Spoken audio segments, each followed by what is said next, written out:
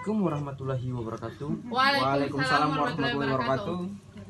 Pertama-tama yang kami hormati dosen pengampu yaitu Ibu Ulfa Dwi Januarti SSM Hum. Puji syukur yang kami panjatkan kepada kehadirat Tuhan Yang Maha Esa yang telah memberikan rahmatnya serta karunia-Nya yang telah memberikan kepada kami untuk menyelesaikan diskusi ini yang berjudul Sejarah Demokrasi. Dan di sini saya sebagai moderator dan di samping saya sebagai pemateri. Langsung saja, tidak perlu lama-lama, saya serahkan kepada pemateri. Oke, baik, terima kasih atas waktu yang diberikan. Langsung saja saya baca materi. Sejarah demokrasi adalah sebuah sistem pemerintahan di mana kekuasaan tertinggi berada di tangan rakyat. Dalam sistem demokrasi, rakyat memiliki hak dan kebebasan untuk menentukan arah dan kebijakan pemerintah melalui perwakilan yang mereka pilih. Demokrasi menjadi fondasi bagi terwujudnya kedaulatan rakyat, di mana suara dan aspirasi masyarakat menjadi penentu dalam pengambilan keputusan politik. Di era modern ini, demokrasi dianggap sebagai sistem pemerintahan terbaik yang menjamin kebebasan, kesetaraan, dan kesejahteraan rakyat.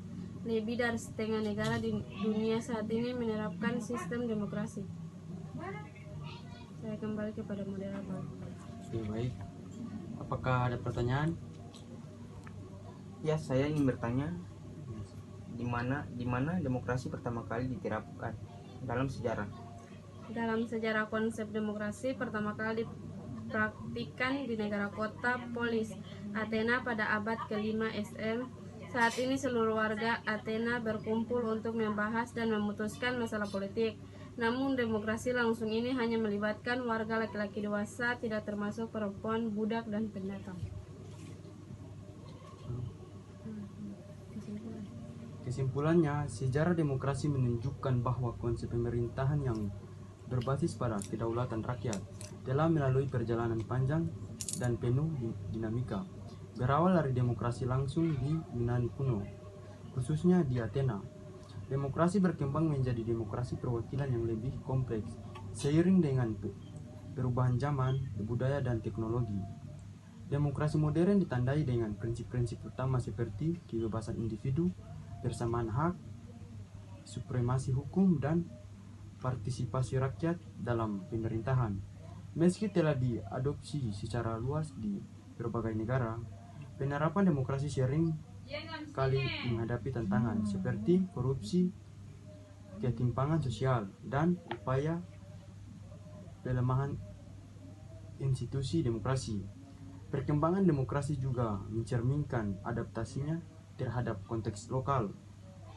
Di Indonesia, misalnya, demokrasi mengalami berbagai fase, mulai dari demokrasi parlementer, demokrasi terpimpin, demokrasi Pancasila, hingga reformasi yang menekankan pada desentralisasi dan penguatan hak rakyat. Dengan demikian, demokrasi bukanlah sistem yang statis, melainkan terus berkembang sesuai kebutuhan zaman.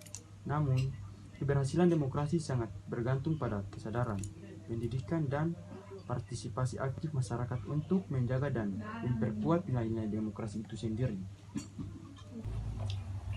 Itulah hasil dari diskusi kami. Kurang lebih kami mohon maaf. Wabillahi taufiq wal hidayah. Wassalamualaikum warahmatullahi wabarakatuh. Waalaikumsalam warahmatullahi wabarakatuh.